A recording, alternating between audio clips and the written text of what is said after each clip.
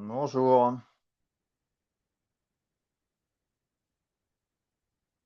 Ok. Oui, bonjour. Ah oui. Comme j'expliquais dans le WhatsApp, hein, c'est pas que je peux pas toujours me connecter à midi pile. J'ai ce qu'on appelle un employeur qui Il a n'y a pas de besoin, souci. qui a besoin malheureusement que lorsque je suis chez un client, que ce soit le client prioritaire. Bon, il y a toujours Oui, un petit peu de débordement, hein, donc, pas de problème. Vous nous dites simplement si on le fait ou si on reporte. ah oui, oui, oui. Là, malheureusement, alors, c'est bête à dire, mais dans certaines réunions, on nous indique de Oui, je pas sais bien. ouais, Mhm. de ne pas utiliser les téléphones. Et c'est encore plus vrai lorsqu'on est avec un client qui travaille dans le système militaire. Ah, ouais. C'est le cas. Donc là, je fais un Ok. projet avec l'industrie militaire. Mhm. Ils sont pas forcément très à même de dire, voilà, vous utilisez votre téléphone et que vous pourriez enregistrer des informations qui ne doivent pas être enregistrées. Donc, on n'a pas Mm. le droit d'utiliser notamment les téléphones. D'accord. Donc j'ai attendu que la réunion se termine et donc on va pouvoir y aller. Alors, c'est parti, on va partager l'écran, on va continuer notre dessus et notamment la partie sur la partie intégration comptable. Là, je me suis mis dans une zone où ça capte bien, donc on ne va pas avoir de soucis de déconnexion. Et donc je vais repartir sur les points que je n'avais pas pu terminer. Notamment, j'aimerais bien vous montrer définitivement, et même si tu as trouvé une vidéo que j'avais faite sur la FTX1, est-ce que la vidéo t'a permis de te dire, voilà, c'est bon, j'ai identifié, ou tu as besoin quand même que je montre rapidement dans le business partner les zones qui sont super importantes pour la détermination de la TVA dans SAP de façon générale? La vidéo est pas mal et ce qu'on a fait hier, c'était bien aussi. Donc on peut, oui, on peut expliquer, bien sûr. Alors, si on reprend dans la partie Manage Partner, donc, pour faire un flux jusqu'au bout dans SD, il faut donc bien sûr que euh, le client soit, et je parlerai toujours sous la partie SD, n'ait pas que la vue en fait commerciale. Un client, même si on est sur une facture de vente, devra avoir à la fois ce qu'on appelle les vues commerciales et aussi la partie rattachée à la société. Pourquoi? Parce que si ton client a une notion, en fait, quatre grandes notions. Il y a le client donneur d'ordre, le client livré, le client payeur et le client facturé. Des fois, ce même client va avoir les quatre casquettes. Mais vous pouvez avoir un client qui va être le donneur d'ordre et un tiers payeur. Donc, ça va être un client n'aura besoin, dans ce cas de figure-là, que d'avoir les informations du point de vue société. Donc, on peut avoir des fois des clients qui sont à la fois gérés commercial. Donc, on va le voir ici, hein, c'est pour ça qu'on va avoir Customer Financial Accounting, le fameux FLCU 00 et le FLCU 01. Comme son nom, Financial Accounting, c'est ce qui va permettre de déverser la partie facture SD et qu'on va avoir automatiquement une pièce comptable qui est créée. Donc, euh, le flux, j'ai ma commande client, le système va récupérer les informations dans mon business partner, dans ma fiche article, dans les enregistrements de conditions. Avec, après, selon la typologie de l'article, est-ce que j'ai une livraison sortante? Oui. Alors, si j'ai une livraison sortante, le prélèvement, la sortie marchandise, c'est un article qui est valorisé, donc je vais avoir une pièce comptable qui va être générée. Je vais avoir une facture. Mon client payeur a bien sa vue comptable. Je vais avoir ma pièce comptable qui est gérée. Ce qui est important de savoir, c'est que si j'ai mon client qui n'est pas géré du point de vue société, ma pièce comptable va pas se créer. Ma facture pourra se créer, mais ma pièce comptable ne pourra pas être déversée.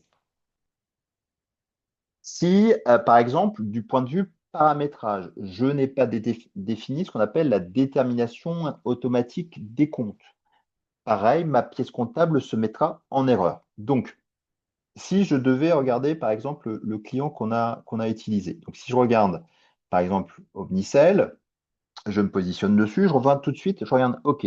Là, je vois que c'est, par exemple, il a que la vue, Omnicell, que la vue Customer. Ce qui veut dire que si je voulais faire un flux SD, bah, ça serait partiellement bon parce que je pourrais bien sûr faire ma commande client, je pourrais faire ma livraison, je pourrais faire ma facture, mais je serais nécessairement bloqué au moment où je vais sauvegarder ma facture. Ma facture SD va se créer, mais il ne pourra pas créer de pièce comptable. Donc, il faut toujours se dire, voilà, si ce client-là est payeur, je dois avoir obligatoirement mon client qui doit être géré à la fois dans la partie FLCU 0 et FLCU 0. Alors, si on parlait de table, hein, donc on a KNA1, KNVV, KNB1, donc ça, ces tables-là.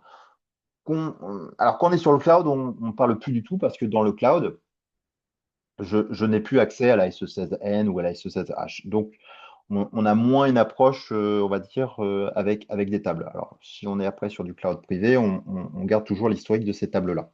Donc là, je regarde mon client. Première chose que je fais, je me positionne sur rôle. Je regarde toujours, OK, donc j'ai bien ces deux informations-là. Mais ce n'est pas tout. Un client a, en gros, une vue avec soit la partie commerciale, soit la partie comptable. Ah, ouais, Lionel, j'ai pas envoyé le lien à Lionel, il faudrait que je lui envoie. J'ai pas encore eu le temps. Ouais, si quelqu'un pouvait lui envoyer, ça serait top. Donc, si moi je vous dis maintenant, je raisonne uniquement toute la partie les incoterms, la partie classification fiscale. Ben, je vais regarder d'abord dans la partie client, FLCU 01. Quand je vais cliquer dessus, il va me rajouter une petite tabulation pour me dire, ah oui, c'est ton client, il a bien le rôle pour la partie, on va dire, gestion commerciale. Maintenant, au sein de cette gestion commerciale, c'est pour quelle organisation, canal et secteur d'activité. Donc, vous pouvez très bien avoir un business partner qui va avoir, bien sûr, les deux rôles, commercial et finance, mais qui ne sera pas défini correctement au niveau de la SALSA et compagnie code. Là, les gens pourraient se dire, ah, je vois en fait taxe catégorie. Alors, la taxe catégorie, ce n'est pas du tout le fait de gérer la classification fiscale dans SAP. On va avoir derrière un business partner des informations où je vais renseigner. Là, vous voyez, c'est des exception certificates, c'est des informations particulières sur la catégorie de taxification, pas forcément sur la classification fiscale. Classification fiscale, c'est une donnée qui est propre à la partie commerciale. Donc, je vais aller donc ici, là, ici. Alors, c'est un très bon exemple. Là, je pourrais dire, ah, OK, mon client a bien le rôle commercial. Par contre, il lui manque les données commerciales. Donc, à chaque fois que je suis ici, là, je vais pouvoir étendre un business partner, ce qui vous permet de voir. Donc là, je reviens en arrière, je suis en affichage. Je vais, si je voulais utiliser ce business partner du point de vue commercial, c'est-à-dire créer, alors quand je dis commercial, hein, c'est à la fois créer un contrat cadre, créer un programme de livraison, créer une inquiries, donc un devis, créer une commande client, enfin tous les objets qu'on peut avoir du côté SD. Donc, de façon générale, à chaque fois que vous êtes dans une optique de création d'un document commercial, quel qu'il soit, c'est de se dire, un, est-ce que mon client de la commande, du contrat jusqu'à la facturation SD, il a bien FLCU 0? Oui. Est-ce que ce même client qui fera l'objet d'une facture sera bien lui le payeur? Oui. Dans ce cas-là, il doit avoir exactement FLCU 00.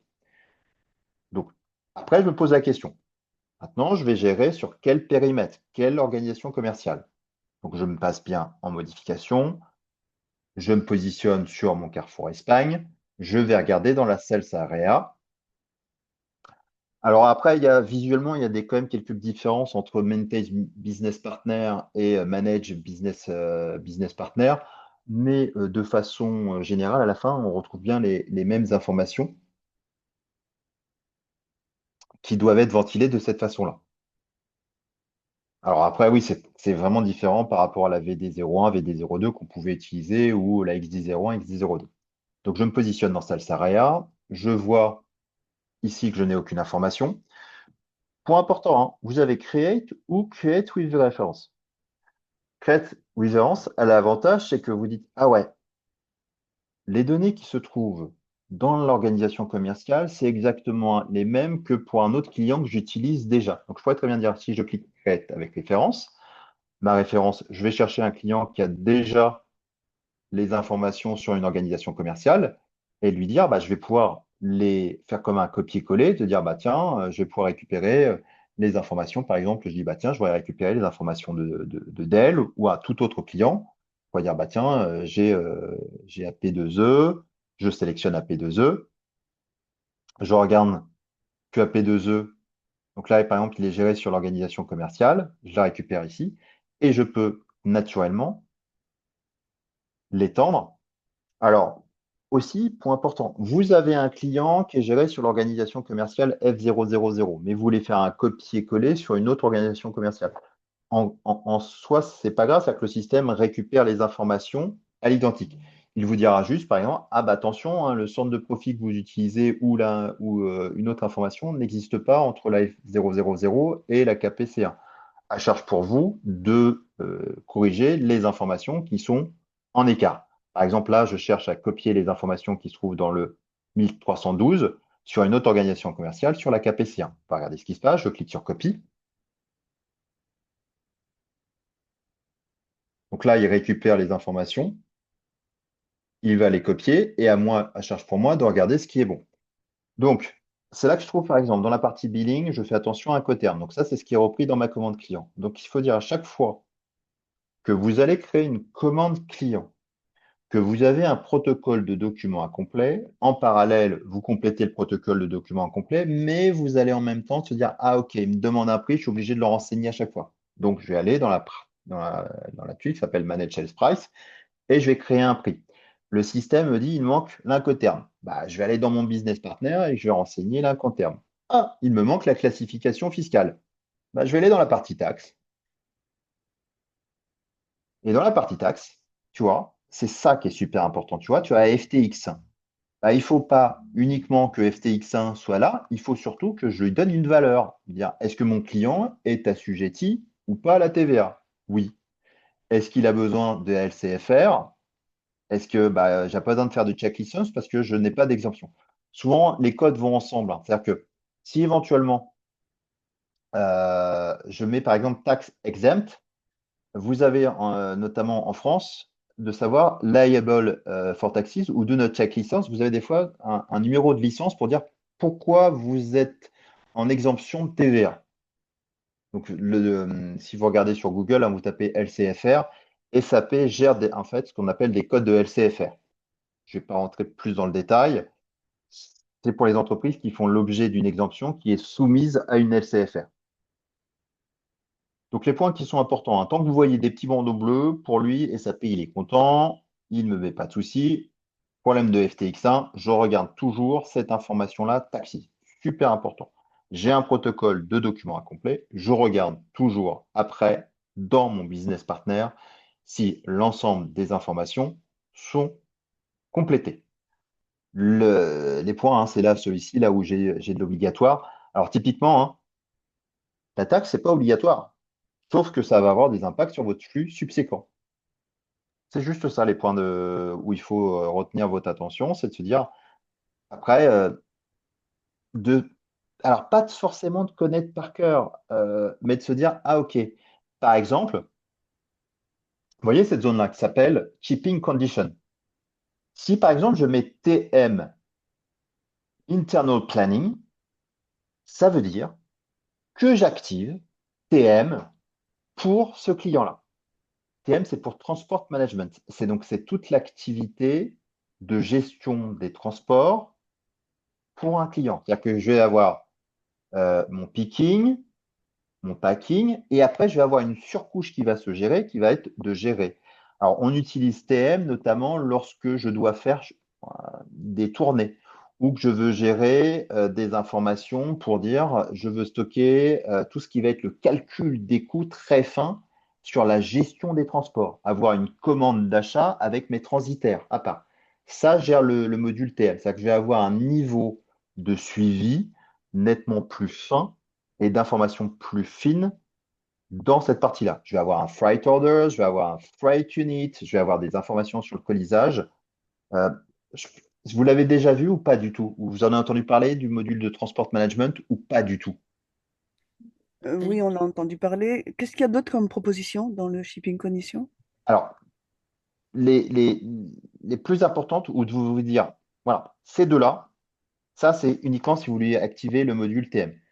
Pareil, si vous sélectionnez ça, mais que vous n'avez pas généré tout le paramétrage sur TM, ce qui va se passer, c'est que vous allez peut-être avoir un joli dump dans le système. Parce que SAP part du principe que si vous avez activé ce point-là, c'est que vous avez fait à côté tout le reste. Ça arrive hein, aussi, pareil, côté achat, hein, si vous renseignez une information sur j'active TM, mais que vous n'avez pas géré, notamment par exemple ce qu'on appelle le transitaire, un carrier en anglais, bah, SAP va essayer de générer en fait des dépendances qui n'existent pas. Donc il va se mettre en gros, plus communément, en carafe. Ça, c'est les plus importants.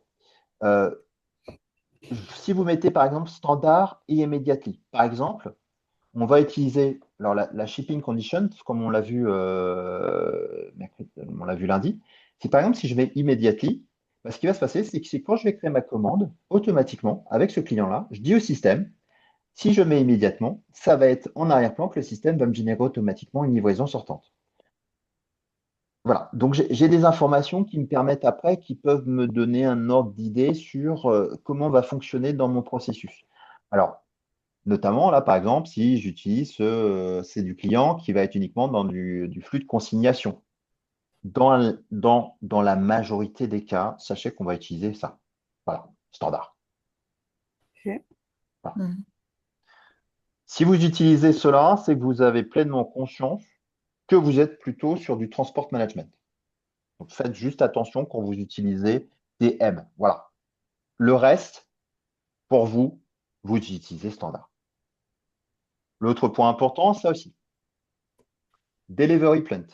Lorsque vous créez une commande client, SAP va savoir, par défaut, à partir de quel site industriel la marchandise va partir.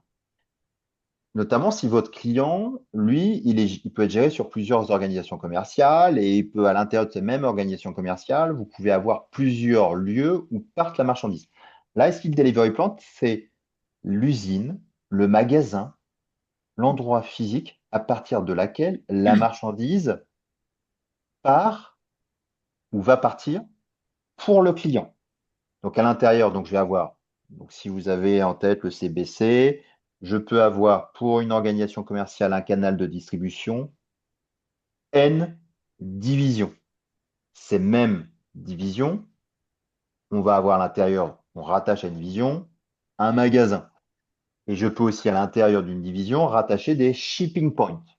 Donc ça, côté ADV, commercial, vous devez savoir ce que c'est une organisation commerciale, un canal de distribution, un secteur d'activité, une division, un magasin et un point d'expédition. Delivery point, comme son nom, c'est le lieu où on va délivrer chez vous. Donc, je peux très bien avoir deux sites, un qui est à Aix et l'autre à Paris. Je fonctionne toujours. Dans 99% des cas, ça vient de telle usine.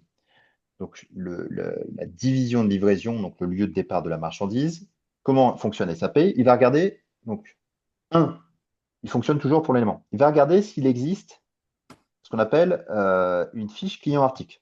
C'est l'équivalent d'une fiche info achat, mais côté SD. Elle fonctionne avec le couple article-client. Donc, si pour un article client, je définis que la division, c'est la S001, il ira voir la S001. S'il ne trouve pas de fiche client-article, il va aller voir dans l'article, et après, s'il ne trouve rien dans l'article, il va regarder dans la fiche client. S'il ne trouve rien, bien sûr, rien n'est renseigné, bah, il vous demandera manuellement, dans votre commande client, dans votre contrat, dans votre programme de livraison, de renseigner cette division-là. Donc, pareil, hein, Quand vous avez l'information, bah, c'est plus simple hein, d'aller tout simplement de la renseigner, hein. Toujours penser que dans SAP, pensez la règle 80-20. Si dans 80% des cas, vous savez que la marchandise part de l'entité KP01, bah, vous mettez KP01. Et pour les 20% qui restent, bah, vous le renseignerez par écart manuellement. Tout ça, c'est pour toujours vous faire gagner du temps dans la prise de commande. Donc là, je clique sur Appliquer. Donc mon client peut être géré pour plusieurs organisations commerciales, pour plusieurs sociétés. Je clique sur Appliquer.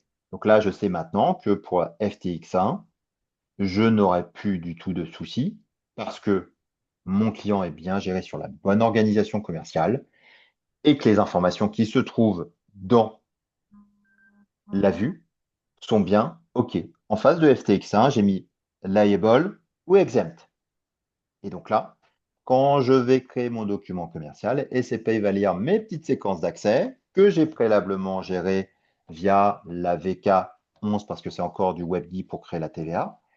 J'ai bien mis que pour FR, avec la classification fiscale 1 et que la classification fiscale de marche article, par exemple, qui peut être aussi 0, j'aurai la TVA à 20%. Mais surtout, je vais avoir ce qu'on appelle un VAT tax code. Donc, c'est-à-dire que derrière le code TVA, je vais avoir aussi un code A0, F1, V2. Donc, on a des codes qui sont derrière. Donc là, mon client, il sera toujours bon. Maintenant, si on passe côté frontière entre MM, enfin plutôt entre SD et la finance. Donc, je vais aller voir dans Manage, Billing, Document. Dans cette application-là, c'est une fois que j'ai créé ma facture, je vais pouvoir identifier si j'ai des factures qui sont traitées correctement, des factures qui sont potentiellement en erreur. Quand je dis en erreur, qui n'ont pas pu, qui soient soit incomplètes, ou qui doivent être to be posted. To be posted, ça veut dire que ma facture, ah, on a une alarme, que euh, ma facture s'est gérée correctement, mais qu'elle n'a pas pu générer une pièce comptable. Euh, c'est l'équivalent de ce qu'on avait dans le GUI qui s'appelle la VFX3. La VFX3, en fait, on regarde si toutes les factures ont bien été déversées en comptabilité avant le changement de période. Typiquement, on est en septembre 2025. Je ne devrais plus avoir de facture qui devrait être en to be posted antérieure. Typiquement, pas bien, pas bien, pas bien, pas du tout bien, pas bien. Parce que comme vous le savez, hein, quand on change de période, on clôture cette période-là. Donc, je ne peux plus après saisir de documents, de accounting document, hein, de pièces comptables, sur une période comptable fermée. Sinon, après, mon débit crédit n'est pas bon. Donc là, typiquement, je me dis, ah bah tiens, je vais regarder ce qui s'est passé. Donc par exemple, si j'essayais de regarder ça, là, comme mes périodes sont comptables, il y a déjà la première chose, c'est que ta billing date, bah, je ne peux pas la traiter parce qu'elle est sur une période comptable fermée. On fait quand même le test. Je me positionne sur le document commercial et je fais post. Et je regarde ce que SAP va me dire. Là, typiquement, quand vous voyez ce message-là, d'après vous, petite question ouverte, qu'est-ce que je dois faire?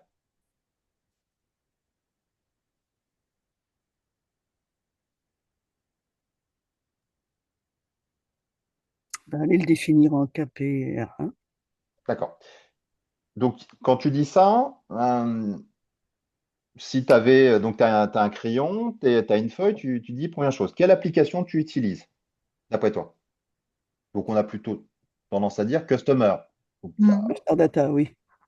parfait. Donc là, tu dis customer, TOC is not defined in company code KPR1. Donc tout de suite, je me dis, ah ok, même principe que tout à l'heure, je vais dans Manage Partner, je regarde s'il a bien le rôle FLCU01, oui, mais surtout à l'intérieur de FLCU1, je dis, est-ce qu'il existe bien pour KPR1? En faisant le test, hein, donc je me positionne ici. Je sais que c'était la 982, ok. Je me positionne là. Je rappelle Recent Activity. Je rappelle mon business partner.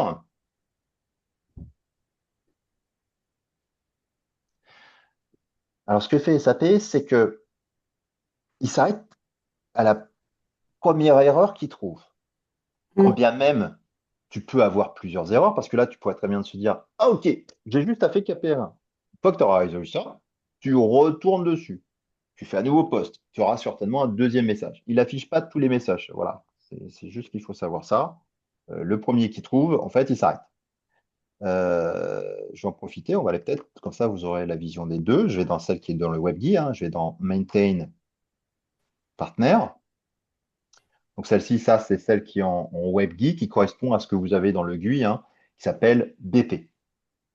Donc je mets mon BP, je fais Start, je sélectionne mon business partner. OK, je fais le petit crayon pour passer en modification. Donc je sais que je dois aller chercher FLCU. Donc là, j'ai mon customer et je vois par exemple ici, il est bien define, mais il est peut-être define sur une autre company code. Donc là, il a bien le customer en financial accounting. Je vais dans company code et dans company code, ah, je vois, je vais cliquer sur ici les company codes.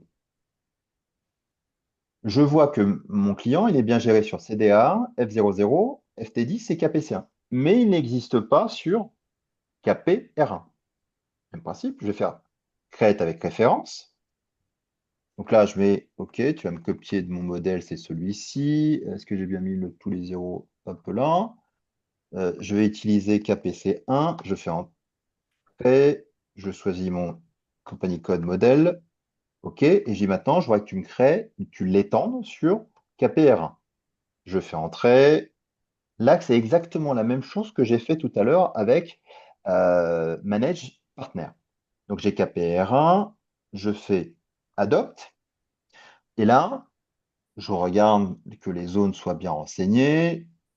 Toujours avoir le petit réflexe. Je pourrais très bien dire, ah tiens, le term of payment, j'ajoute des informations. Hop là, je regarde, tac, que tout est bien complet. Voilà. Après, charge pour chacun de se dire, bah, je renseigne ce qui est important. Mais la première chose, je fais sauvegarder.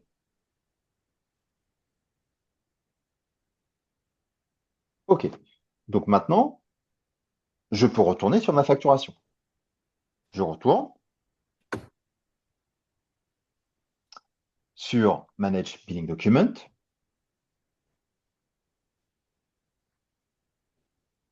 Je regarde toute seule qui c'est à poster. Euh, et c'était laquelle je vais mettre aussi Un incomplete. 82. Ouais. Donc je reselect. En plus, je vois c'est de l'intercompagnie et je fais un nouveau post. Tu vois maintenant, billing document posted.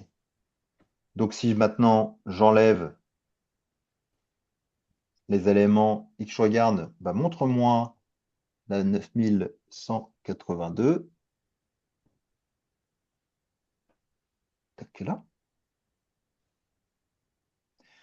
Tu vois, maintenant, elle a bien le statut completed. Ça veut dire que là, si je regarde à l'intérieur, je vais bien avoir dans la partie qui s'appelle Process Flow, je vais bien avoir mon journal entry. Donc ça, le journal entry, c'est un accounting document. Et une fois que j'ai mon accounting document, je suis soit sur côté SD sur Account Receivable, donc AR, FIAR. Et si j'étais côté MM, donc je dois payer mon fournisseur, Account Payable, FIAP. Là, Donc, il a accepté de le faire même si la période était fermée parce que c'est une alors, intercompagnie. alors 1304, parce que j'ai peut-être pas clôturé, parce que là, comme on est sur ici, j'ai peut-être pas clôturé toutes les périodes. Mais dans un environnement dit productif, Mhm. je n'aurais pas pu sauvegarder au 13/04/2025. D'accord. Donc, parce que j'ai dû laisser des périodes ouvertes. Mhm. Mais en l'état, la billing date, elle est sur une période qui est antérieure. Et oui, dans un système, alors, pour que vous ayez toujours bien en tête, il y a deux transactions magiques ou les applications. Pour, on va dire, les logisticiens, vous allez entendre parler de ce qu'on appelle de la MMPV. Si vous tapez en fait dans ici closing period, Là, si vous tapez MMPV ici, voilà, close period. Ça, c'est du point de vue logistique. Je clôture une période pour basculer sur la nouvelle. Et côté, en gros, finance, vous allez entendre parler de l'OB52, Manage Posting Period Variant. La OB52, c'est les comptables qui ouvrent ou ferment des périodes. Donc les deux vont ensemble, c'est-à-dire que début, fin de mois, vous avez la partie logistique qui est la MMPV et vous avez la partie, on va dire, purement finance qui est l'OB52. Elles vont de pair, mais ce n'est pas le même public.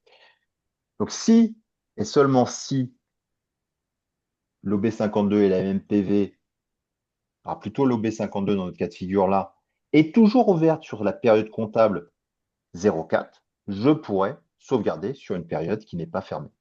Dans un système dit productif, ça n'existera jamais. Je ne pourrai jamais saisir sur du avril 2025. Sauf si on demande à la compta de rouvrir la période. Euh, En 25 ans, il n'y a jamais aucun comptable qui a réouvert une période passée.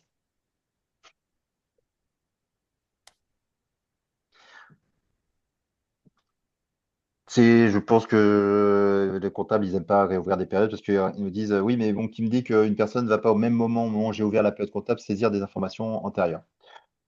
Peu probable, mais on peut le faire.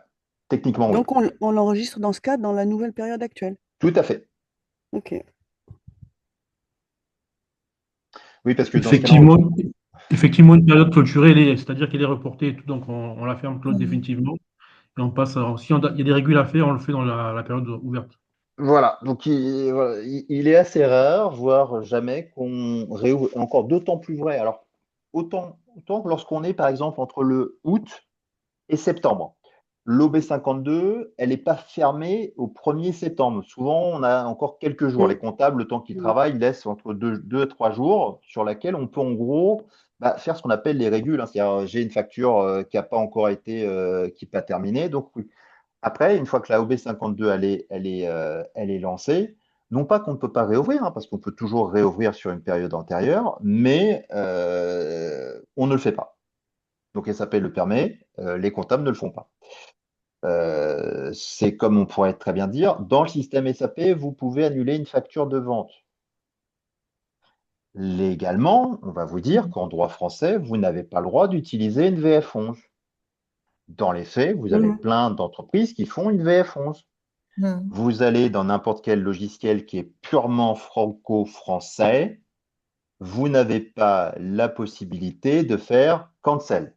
Une fois qu'une facture est enregistrée, qu'importe si le montant n'est pas bon, vous faites après une note de débit ou une note de crédit.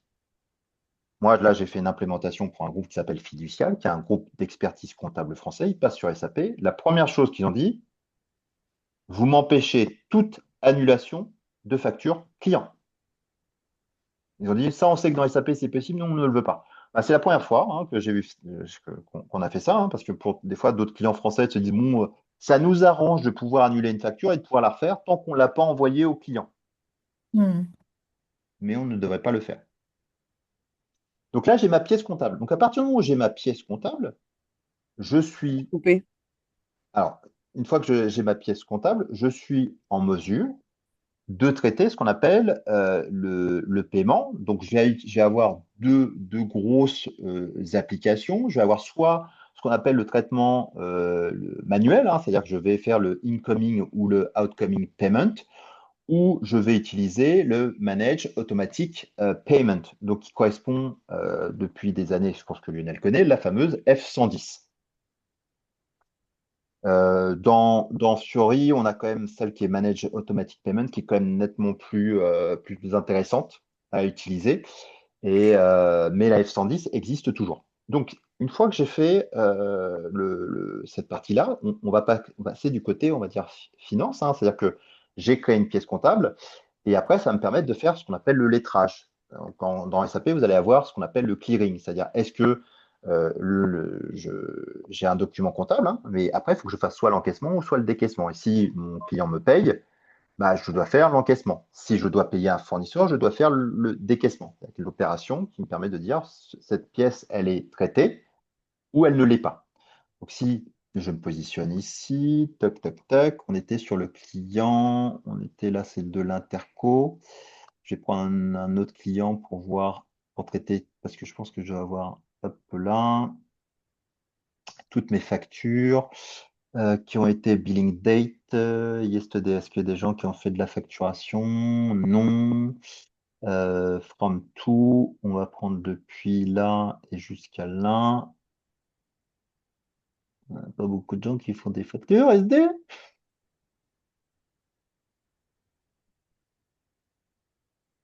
Ok, apply. Je vais voir que. Ah. Prenons par exemple ici Ford Auto. Donc ce client-là, on a bien une pièce comptable que je vais retrouver. Donc ce numéro 9000028. Donc ce que je vais faire, donc ça c'est le client 391. OK. Donc là, c'est un incoming payment. J'envoie une facture, mon client doit me payer. Bien sûr, la condition de paiement, il doit me payer ici dans net due in 60 days. On va le traiter maintenant. Donc il a 60 jours pour nous payer. Donc là, si je le fais en manuel, incoming, post incoming payment. Donc là, c'est l'opération où le client va procéder. Donc j'ai bien reçu sur mon compte la somme demandée. Alors, ce qu'il faut se dire ici, c'est qu'on raisonne en termes de pièces comptables, pas de factures. Donc je vais lettrer des pièces comptables. Alors pareil, sous couvert de Lionel, hein, qui est notre expert finance, que j'utilise quand même les bons termes. Hein. Je sais pas si je connais la finance, il y a plein de gens Ce qui sont les bons sont. termes. Les bons termes. Voilà. Donc, qui dit incoming payment, c'est que vous devez gérer aussi dans SAP les banques. Grosse différence entre un ECC et S4, c'est que maintenant, tout ce qui est la gestion des banques, c'est purement Fiori. Donc, c'est pas mal. Donc là, je vais chercher ma banque, donc sur laquelle je vais avoir reçu le paiement. Le GL account, là, je vais avoir le banque principal. Je mets mon client. J'ai bien mes informations. Je fais entrer et il va me lister toutes les pièces. Est-ce que c'était bien mon client payeur sur la période là? Ah oui, il faut que je renseigne un montant. Je vais mettre pour l'instant un montant fictif.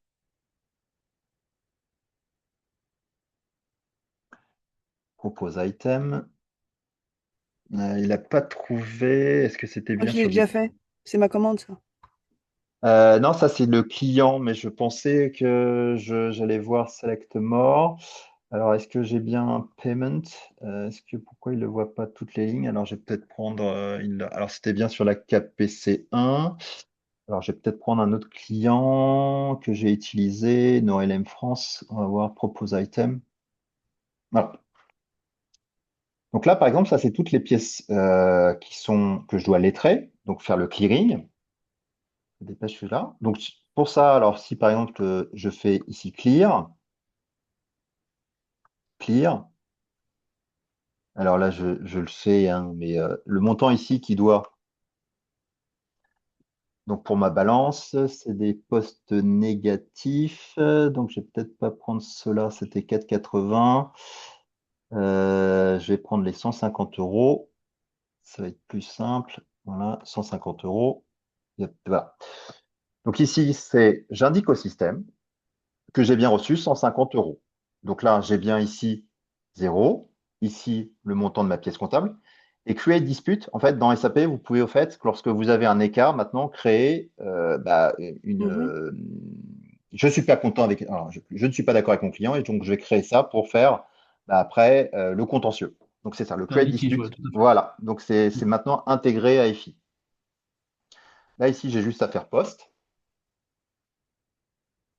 Et là, le système m'a généré en fait une pièce comptable de clearing. Donc, dans la CEDOCA, j'aurai donc ma pièce comptable avec la pièce de clearing, que je retrouve aussi dans ma BSEG. Hein, donc, je vais avoir une pièce avec sa lettre, la pièce comptable de lettrage. Et donc là, dans mon flux de documents, je vais bien avoir mon flux est complètement terminé. J'ai encaissé l'argent et donc ce flux est complètement soldé.